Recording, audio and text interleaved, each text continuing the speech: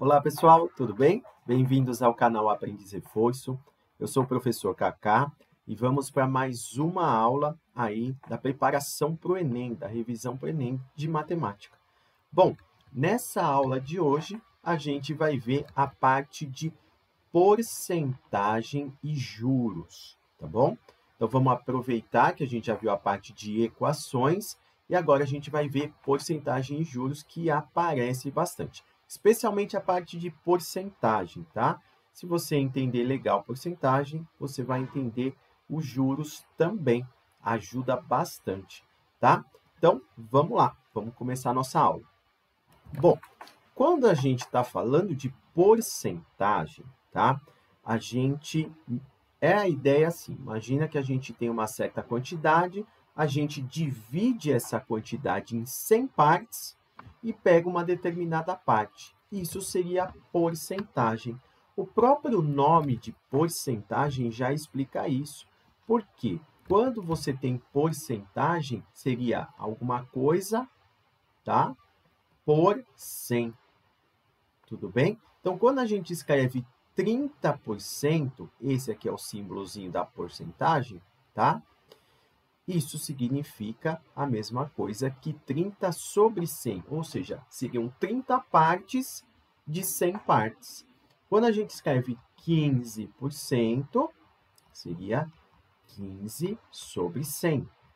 Quando a gente escreve 2%, 2 sobre 100.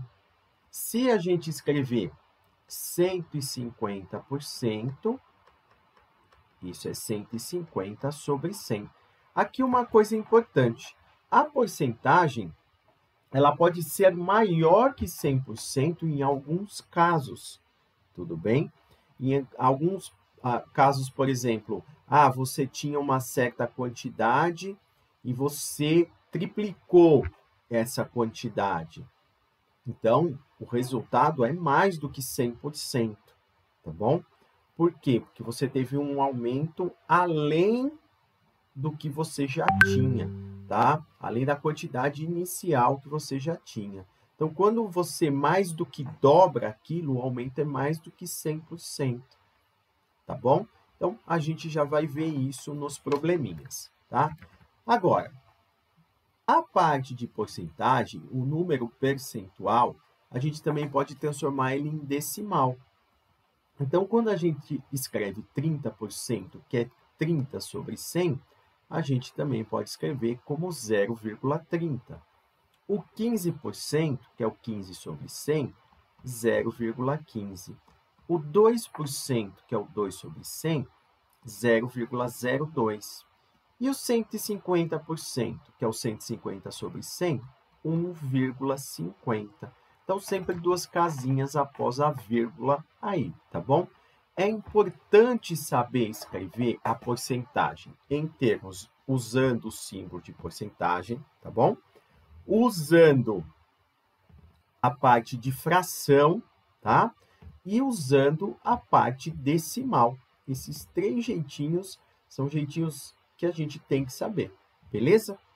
Tá, e para que eu uso a porcentagem? Como a gente já falou, o uso da porcentagem ele é importante para você calcular uma parte do todo, um aumento, um acréscimo, tá? Ou uma diminuição, tudo bem? Então, vamos lá. Deixa eu fazer umas continhas aqui para ficar melhor explicado. Então, vamos supor que a gente queira calcular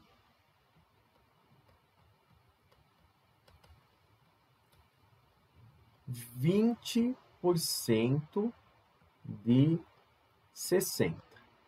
Então, eu vou calcular uma parte do total que eu já tenho. Como eu faço isso? Eu posso escrever de duas maneiras. Vou usar a parte de fração, 20 sobre 100. Esse D significa vezes, vezes 60. Como 60 não tem denominador, a gente põe 1. Aí, ó, multiplicação de fração, de cima com de cima, de baixo com de baixo. Isso vai dar 1.200 dividido por 100, a gente corta os zeros isso vai dar 12 sobre 1, que dá 12. Então, isso aí, o 12 corresponde a 20% de 60. Vamos mais um exemplo aqui. 3% de 80. Então, vamos escrever. 3 sobre 100 vezes 80 sobre 1. De cima com de cima, de baixo com de baixo. 3 vezes 80, 240. 240 sobre 100, isso dá 2,40.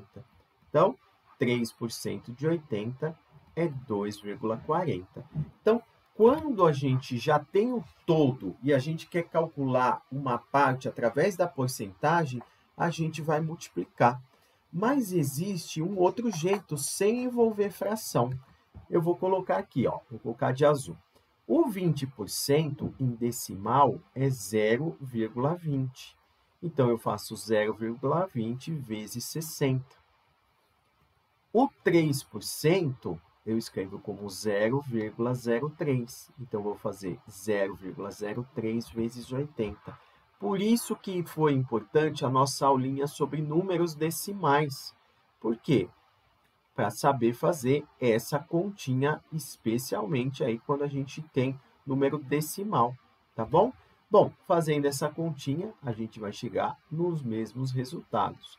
12 e 2,4, tá? Então, quando a gente tem uma porcentagem, uma parte do todo, e a gente quer calcular essa parte, a gente vai multiplicar, tá bom? Então, bem simples isso, tá? Agora, e se a gente não tiver o todo? Se a gente já tiver a parte percentual, mas quer saber o todo? Como assim? Imagina que a gente tem isso aqui, ó. 12% de um número é igual a 24. Que número é esse?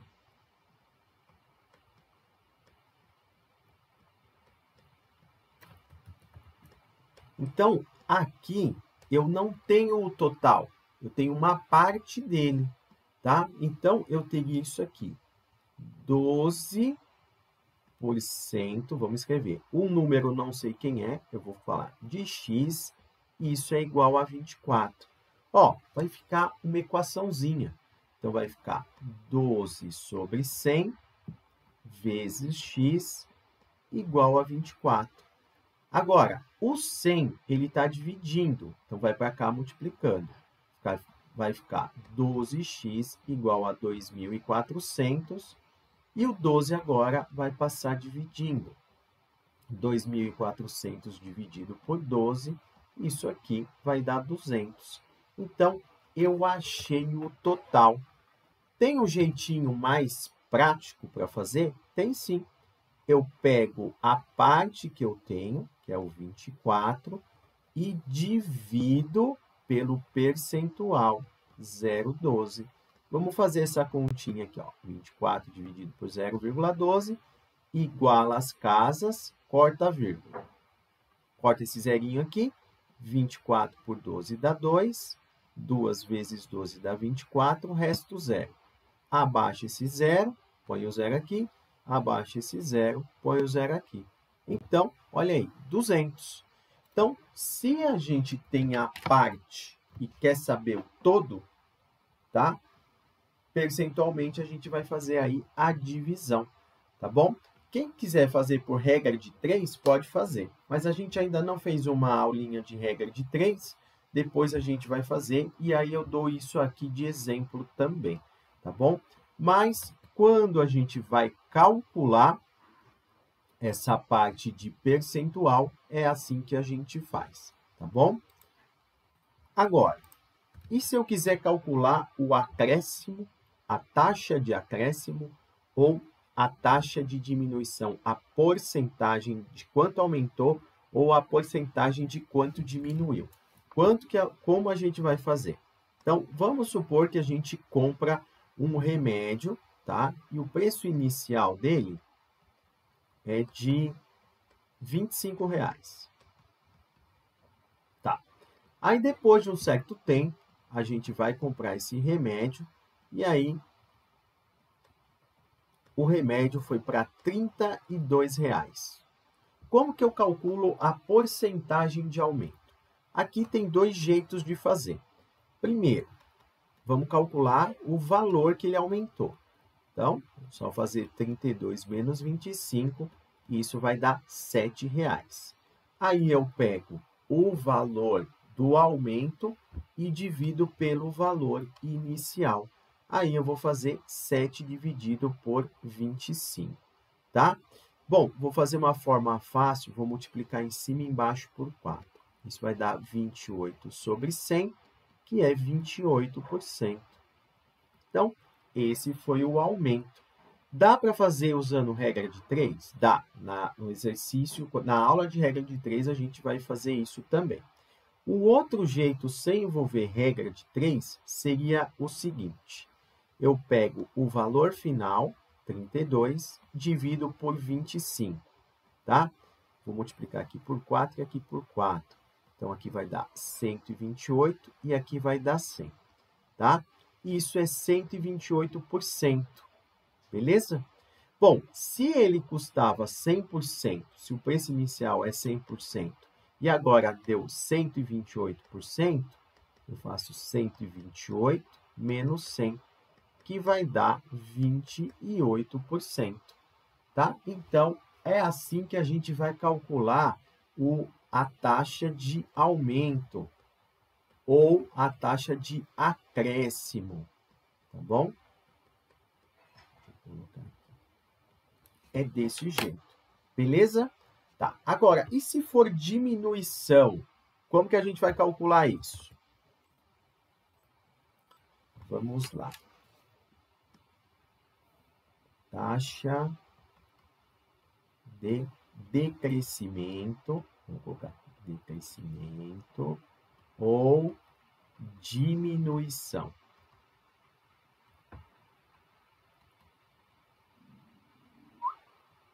Beleza. Como que a gente vai fazer essa continha? Vai ficar assim. Vamos supor que o preço inicial de um produto seja de R$100. E aí, depois de um desconto, o preço final desse produto foi para R$82. Então, o que eu vou calcular? Primeiro, vamos calcular aqui a diminuição, o quanto ele baixou. Vou fazer 100 menos 82, e isso vai dar 18. Aí eu pego o 18 e divido pelo valor inicial. Por quê? Porque a diminuição é referente ao valor inicial. Então, 18 dividido por 100 é 0,18 ou 18%. Tá bom? Dá para fazer de outra maneira? Dá sim. Eu vou fazer o seguinte. Eu vou pegar o valor final, dividir pelo valor inicial. Isso vai dar 82%. Então, isso é uma comparação, é uma razão do valor final para o inicial. O valor inicial era 100%. Eu tiro 82%, isso vai sobrar 18%. Tá? Então, é assim que a gente calcula a diminuição. Beleza? Tem uma coisa que é muito importante que muita gente confunde, tá? Vamos supor que a gente tem um valor aqui, ó, R$1.000. E esse R$1.000 tem um aumento de 20%. Fazendo a continha aqui, vamos fazer 1.000, né? Vezes 20%. Ó, vou cortar 2 zeros aqui, 2 zeros aqui, e isso vai dar 200. Então, 1.000 mais 200 Isso vai dar 1.200. Esse seria o valor final, 1.200. Beleza. Agora, para voltar do 1.200 para o 1.000, não é tirar 20%, tá? Porque isso é uma dúvida comum. Se eu aumentei 20%, chegou no 1.200, se eu diminuir 20%, vai voltar para o 1.000? Não. Por quê? Porque agora a gente vai começar pelo 1.200. Então, como que eu vou saber quantos por cento eu tenho que voltar? Eu vou fazer o seguinte, eu vou pegar o valor final, tá? Que tem dois jeitinhos de fazer, e dividir pelo valor inicial, tá? Então, quando a gente faz essa continha aqui, 1.000 dividido por 1.200, isso vai dar aproximadamente 0,83, que é 83%. Então, eu vou pegar 100% e tirar aproximadamente 83%, e isso vai dar 17%. Ou eu pego o quanto que eu quero diminuir, que é o dos 200, e vou dividir por 1.200. Se a gente fizer 200 dividido por 1.200, também a gente vai chegar aí em aproximadamente 17%. Vai dar 16,66666. Então, eu vou arredondar aqui, tá? Então, é assim que a gente vai fazer, tá bom? Dá para a gente calcular automaticamente um aumento ou uma diminuição só usando números decimais?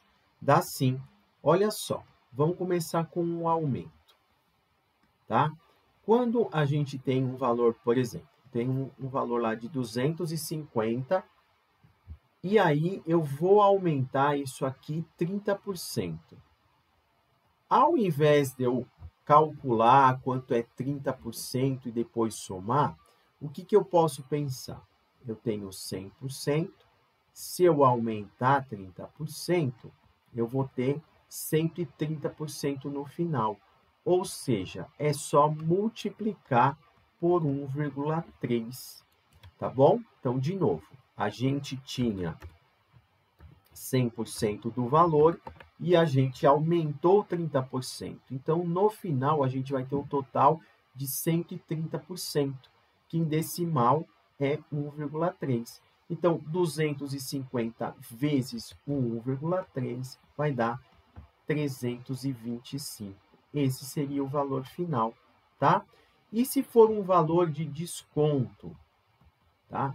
Por exemplo, você vai lá na loja, tem um produto que custa R$300. Aí fala assim, se você pagar à vista em dinheiro, vamos te dar um desconto de 8%. Então, ao invés de calcular o desconto e subtrair, dá para fazer direto. Por quê? Se a gente tinha 100% e tira 8%, vai sobrar 92%. Então, o valor final é só multiplicar por 0,92, tá? Então, 300 vezes 0,92 vai dar R$276. Então, aumento ou desconto é assim que a gente vai fazer. Tudo bem? Beleza. E como isso vai entrar nos juros, tá bom? Vamos falar aí um pouquinho sobre juros. Juros simples, tá bom? E vamos falar também de juros compostos, tá? Só que assim, nos juros simples a gente vai usar a formulazinha e nos juros compostos também a gente vai usar a formulazinha.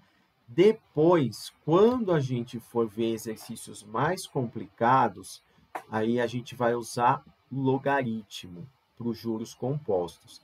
Na aula de logaritmo a gente vai voltar nisso aí, tá bom? Mas vamos ver a parte aí de juros simples primeiro.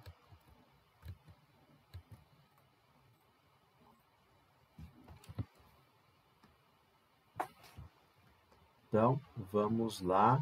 Vamos começar aqui com a parte de juros simples, tá bom? Então, os juros simples, o que é juros?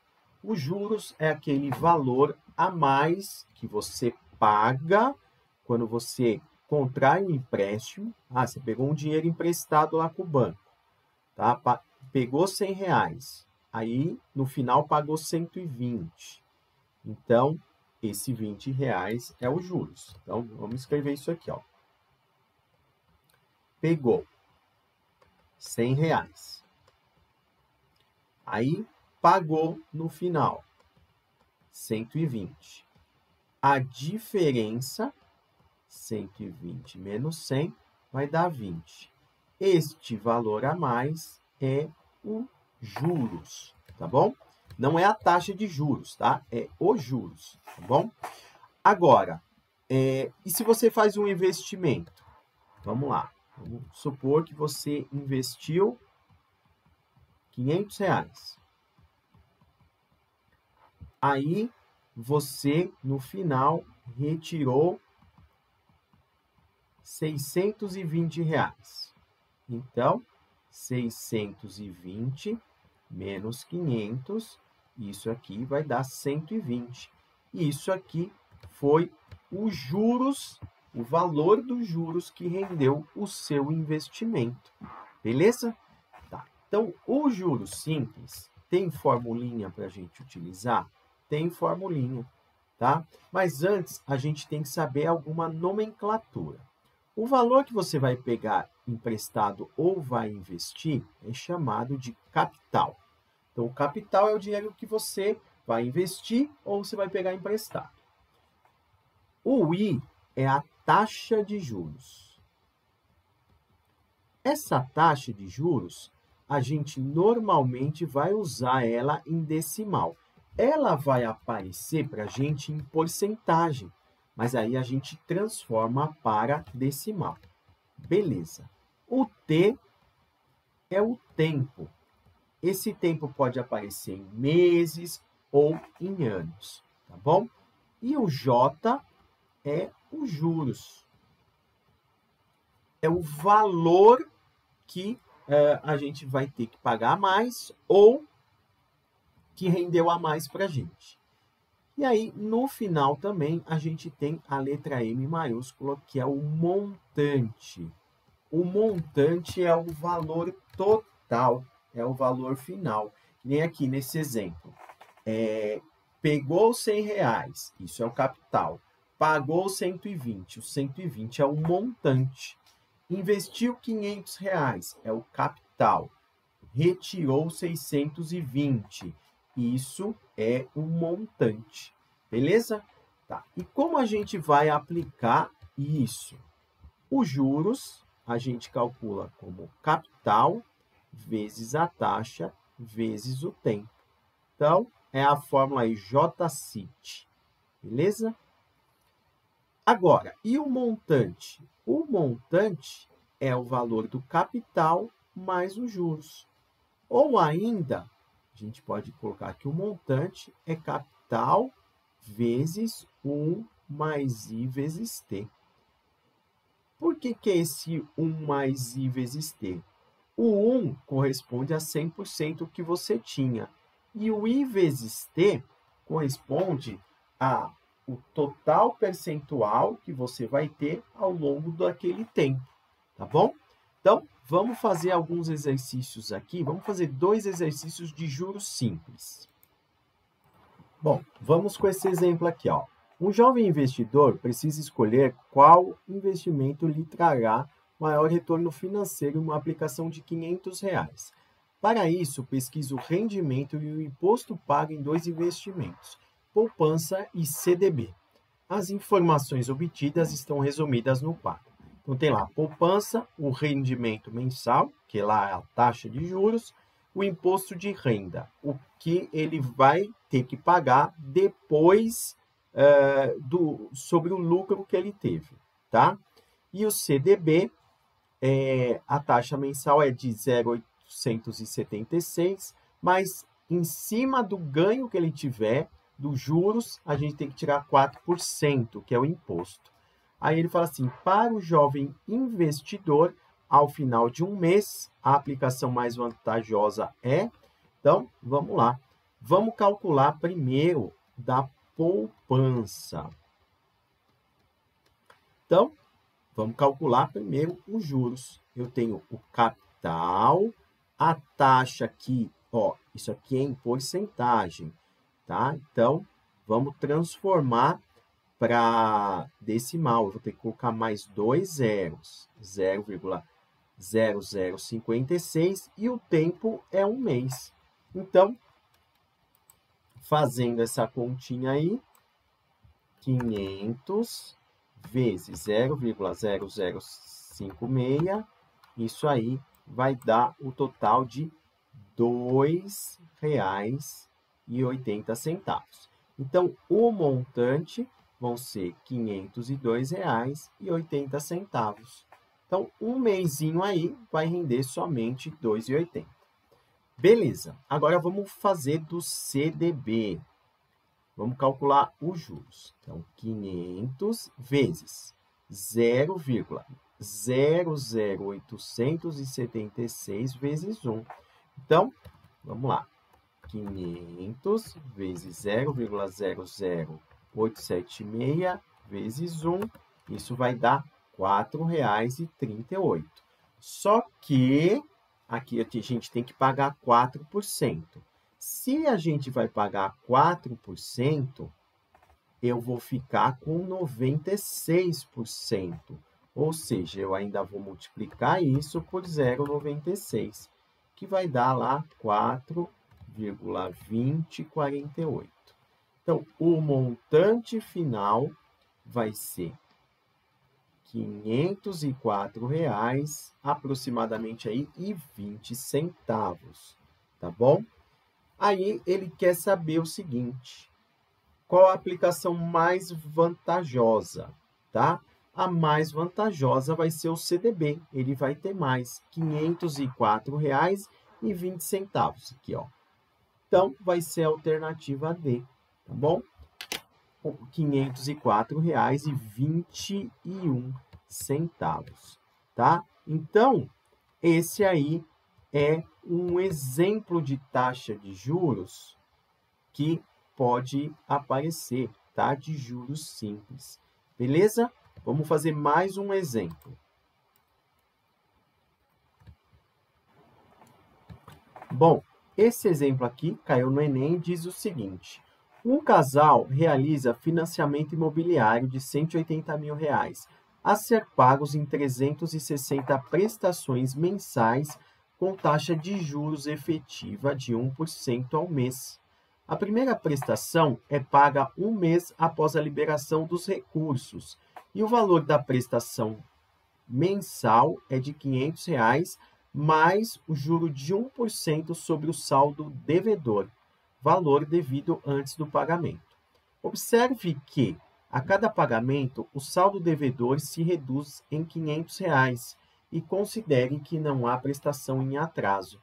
Efetuando o pagamento dessa forma, o valor em reais a ser pago ao banco na 10ª prestação. Então, vamos lá, que tem bastante informação aqui. Primeiro, ele tem um saldo de 180 mil e vai ser pago em 360 prestações com os juros de 1% ao mês. Ele falou que o valor que baixa do financiamento, o valor da prestação, é de R$ 500 mais os juros de 1%. Mas que o R$ 500 é o que reduz efetivamente do saldo devedor. Então, assim, você vai ter os juros. Aí, o valor da parcela vai ser o R$ 500 mais os juros. Só que vai abater do saldo só os R$ 500, tá bom? Então, o saldo devedor vai diminuindo de 500 em 500. Como ele quer saber na 10ª prestação, então, ele vai ter 9 prestações pagas. Então, 9 vezes 500, 4.500. Então, este valor é o valor que vai diminuir do saldo devedor. Então, a gente vai pegar 180 mil e vai tirar 4.500. Vai sobrar 175.500. Em cima deste valor, esse seria o capital, tá? Então, vamos calcular os juros em cima desse valor. 175.500 vezes 1% vezes um mês. Por quê? Porque é para o próximo mês, tá bom? Isso vai dar 1.755. Isso aqui é só os juros. Então, 1.755 mais 500, isso vai dar 2.255, que é a alternativa D, tá bom? Então, o exercício que envolve aí porcentagem e taxa de juros também, tá bom? Então, gente, essa nossa aula de porcentagem e juros simples chegou ao final, tá bom? Ah, mas a gente não vai ver juros compostos? Vamos ver só a formulazinha de juros compostos e vamos aplicar num exercício. A gente vai ver efetivamente os juros compostos quando a gente for estudar a parte aí de logaritmo também, tá bom? Então, função exponencial e logaritmo, aí a gente vai ver mais a fundo a parte de juros compostos. Agora, a gente vai ver só a fórmula, tá? Então, vamos lá. Os juros compostos, ele funciona de forma diferente dos juros simples. Por quê? No juros simples, aquela taxa é aplicada durante um mês, durante todos os meses que você está colocando no seu contrato, tá? Ou no seu empréstimo, ou no seu investimento. Então, se você tem uma taxa de 1% ao mês, no final de 12 meses, você vai ter 12%, tá? Nos juros compostos, não. Por que não? Nos juros compostos, vai funcionar assim. Você tem, por exemplo, R$1.000. No mês, aumentou 1%. Então, isso foi para 1.010. No outro mês, vai aumentar de novo 1%, mas em cima do 1.010, não em cima do 1.000, tá bom? Então, essa é a diferença. Então, vai dar, por exemplo, aqui, 1.020,10. Depois, se você aumentar mais 1%, em torno disso, vai dar 1.030,30, tá? Então, você pode ver que o aumento ele não é constante, como se fosse dos juros simples. Aqui, daqui para cá, aumentou R$10, daqui aumentou R$10,10, daqui para cá aumentou R$10,20, e esse aumento vai sendo cada vez maior, tá bom? Então, essa é a diferença dos juros compostos, tá? A fórmula dos juros compostos, a gente calcula direto o montante. É capital 1 mais I elevado a T, tá bom? Então, essa é a fórmula aqui para a gente calcular o montante nos juros compostos, tá? Vamos fazer um exemplo aqui. Vamos supor que a gente tem um capital de R$300. E aí a gente vai investir ele a uma taxa de 1% ao mês. E o tempo que a gente vai investir é um tempo de 2 meses. Eu quero saber o montante. Então, o montante vai ficar 300 vezes 1 mais 0,01 ao quadrado. Isso vai dar 300 vezes 1,01 ao quadrado, tá? Então, 1,01 elevado ao quadrado vezes o 300, isso vai dar R$ 306,30 Vamos notar que se fosse no juros simples, olha a diferença. No juros simples, a gente teria que o montante é o capital 1 mais o I, que é a taxa, vezes o tempo. Então, eu teria 300 vezes 1,02, tá? Então, fazendo 300 vezes 1,02, eu teria 306. Ah, mas é muito pouca a diferença. Foram 30 centavos. Sim, isso ao longo de 2 meses, tá? Se a gente fosse extrapolar isso, se a gente fosse fazer 10 meses, vou colocar aqui a continha dos 10 meses, só para vocês verem a diferença. No juros compostos, ficaria 300 vezes 1,01, isso aqui elevado a 10. Daria R$ 331,38. E nos juros simples, a gente teria 300 vezes 1,01. 1,1, perdão, que daria R$ 330. Então, já deu uma diferença de R$ 1,38. Ó, tinha sido 30 centavos, agora já deu R$ 1,38. Então, isso ao longo de muito tempo tem uma diferença muito grande. O juros simples, ele cresce como uma reta. Se a gente fosse fazer um gráfico, ele seria assim. E os juros compostos, ele cresce como uma curva exponencial, tá? Ele faz depois de um certo tempo, a diferença vai ser enorme. Então, é assim que a gente aplica os juros compostos, tá? Então, a fórmula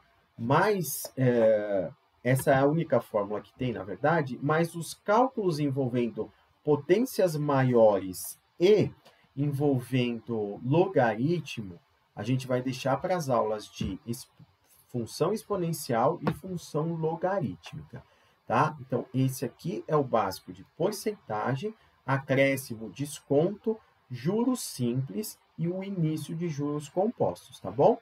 Espero que vocês tenham entendido, gostado aí da aula, vai ter listinha, fique atento aí, tá? Estuda, vai dar bom no Enem, tá bom? Muito obrigado e até a próxima.